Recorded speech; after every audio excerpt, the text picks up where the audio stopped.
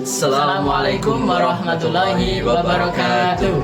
Perkenalkan, nama saya Mahdi Taufik dengan NIM 177 Dan saya Muhammad Aditya Hadi Saputra NIM 62. Kita dari kelas B dan dari kelompok 9 akan mempresentasikan atau mempraktekkan tema tentang Gestalt terapi. Ya, oke. sini kami akan mengambil teknik yaitu empathy chair atau kursi kosong ya. Di sini saya akan menjelaskan sedikit ya. Nah, empathy chair ini adalah teknik yang bisa digunakan oleh psikolog atau dan lain sebagainya untuk mengajak pasien atau klien untuk berdialog dengan orang atau subjek tertentu yang menjadi sumber masalah orang itu. Oke, jadi misalnya seseorang itu dapat berbicara dengan orang yang dirindukan, dengan orang yang dibenci. Jadi pasti seolah-olah seseorang tersebut berada di kursi kosong depannya. Nah, orang yang duduk di kursi kosong tersebut pasti orang yang paling penting di hidupnya, di hidup si klien, entah itu pasangannya, kedua orang tuanya, atau orang yang mempunyai masalah dengan si klien tersebut. Jadi pasti di salah satu ini di empathy chair pasti akan membantu menyelesaikan konflik, menyelesaikan urusan belum selesai, menyelesaikan urusan yang terpendam, dan juga menambah kesadaran diri dari klien tersebut. Oke, langsung saja kita mulai prakteknya. Selamat menonton. Assalamualaikum Pak. Waalaikumsalam. Bagaimana kabarnya Mas Madi? Alhamdulillah sehat Pak. Alhamdulillah sehat. Ada apa ini kira-kira? Tumben di sini. Gini Pak, saya tuh belakangan ini saya tuh merasa bahwa saya tidak sejalan dengan pelatih futsal saya Pak. Nanti futsal, ya futsal ini Pak Agus itu ya? Ya Pak Agus itu loh Pak. Tidak sejalan. Oke, coba ini ya. Mulai sekarang coba sama posisikan sebagai jadi diri Anda sendiri. Coba sama share baru kesamaan yang sama undang selama ini. Terus yang sama sulit ungkapkan sekarang. Coba sama share baru kesannya undangnya. Gini Pak, kalau dari saya tuh gini.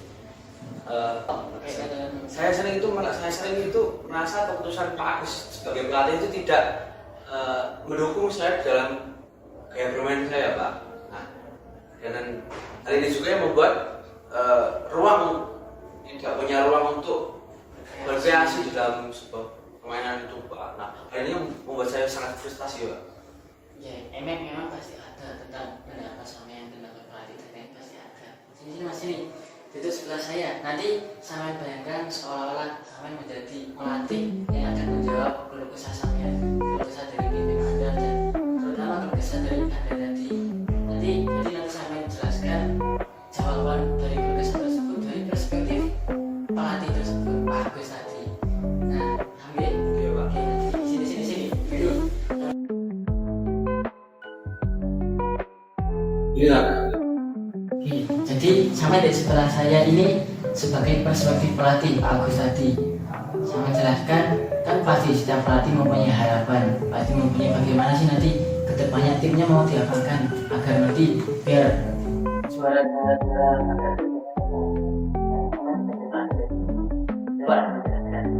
sebagai perspektif pelatih. Mungkin ya Pak.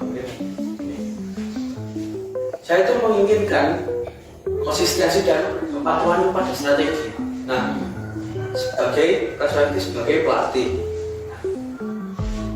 agar keberhasilan dalam sebuah tim kita.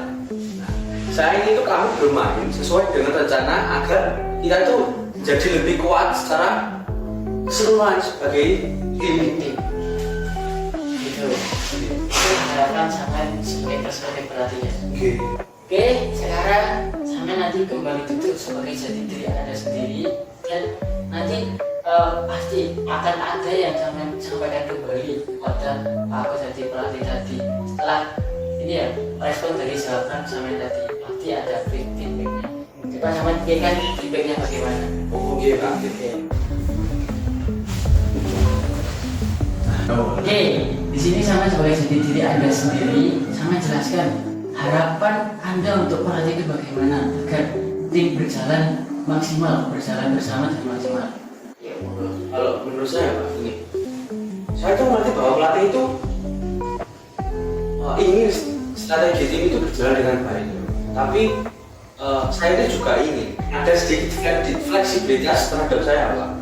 Saya itu merasa potensi saya itu belum sepenuhnya dimanfaatkan, Pak, karena tidak ada ruang untuk berimprovisasi tadi, Pak. Oke, baik. Saya pegang jawaban Anda. Nanti di sini sampai menanggapi sendiri sebagai pelatih tadi ya. Bayangkan ada pemain yang menjawab seperti itu, menjawab seperti apa yang teman katakan tadi, bahwa pemain pasti membutuhkan fleksibilitas, membutuhkan kreativitas atau membutuhkan ruang untuk improvisasi. Nah, nanti sama posisikan lagi sebagai pelatih dan bagaimana jawaban Anda sebagai pelatih. Oke.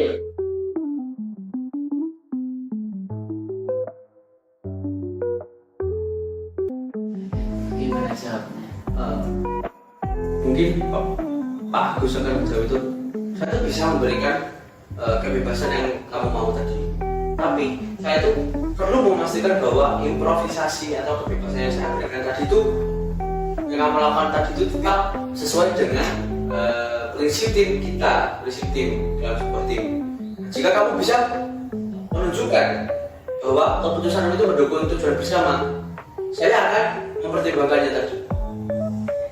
Oke, saya simpan jawaban Anda, jawaban sebagai pelatih Anda, dan juga sampai simpan dalam lubuk hati dan dalam sampean. Nanti sama posisikan Anda sebagai jadi diri Anda sendiri, lalu sama jawab tadi tentang komitmen, tentang bagaimana menunjukkan kepercayaan, tentang kesepakatan pelatih tadi, tentang kesepakatan bagaimana mengimprovisasi dan sebagainya, dan apa langkah nyata yang akan dilakukan nanti. Oke.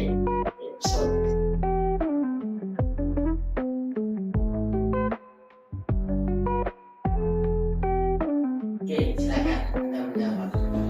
Ya, saya tuh bisa mulai dengan berdiskusi dengan pelatih sebelum pertandingan dimulai tentang area di mana saya itu merasa akan memberikan improvisasi saya itu mungkin yang diperlukan. Nah, kemudian saya juga akan memberikan laporan setelah pertandingan untuk menjelaskan kepada pelatih itu mengapa saya membuat keputusan yang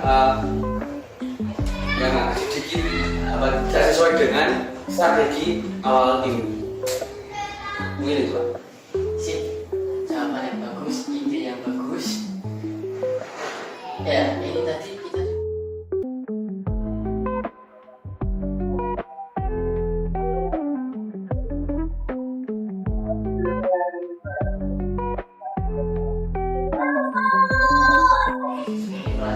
sebelum saya akhiri, dapat sama refleksikan hasil dari dialog ketika ini, refleksikan hasilnya dari sebuah perspektif tadi. Saya merasa itu dengan yang pengalaman saya tadi tentang nyuruh saya menjadi pelatih, kemudian kembali sebagai pemain itu, saya itu merasa lebih percaya diri dan bersemangat. Sekarang itu saya tahu bahwa saya itu bisa memberikan kontribusi lebih besar sambil tetap mendukung pelatih dan tim. Oke, sip. Ini juga yang sangat bermanfaat, bahwasanya luar biasa. Pelatihnya dengan keterbukaan dan pemahaman yang saling memahami antar sesama. Kita semuanya akan paham.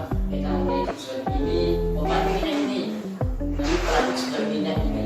Nah, setelah kita memahami, pasti kita bisa kerjasama dengan lebih baik, bersama bareng-bareng. Partisipasinya pasti lebih banyak, perjuangannya lebih banyak, karena kita sudah memahami bagaimana komunikasi tersebut. Kita bisa memahami bagaimana dari perspektif pemain, bagaimana dari perspektif pelatih. Nah, kita pasti akan memahami, dan setelah sampai paham, nanti sampai ketika dia ke pelatih, pasti sampai akan lebih mudah. Terus ketika latihan juga sampai akan lebih, oh ternyata pelatihnya ini kita ini bareng-bareng, agar latihan ini, latihan futsal ini agar lebih maksimal.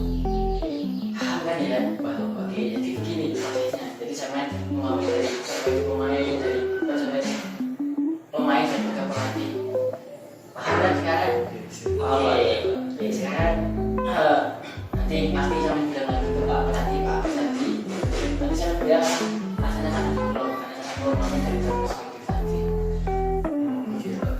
Terima kasih ya Pak. Saya itu merasa lebih siap untuk berbicara dengan pelatih dengan cara yang konstruktif seperti ini. Sama-sama. Semoga masalahnya ya Mas. Terima kasih Pak. Pelatihnya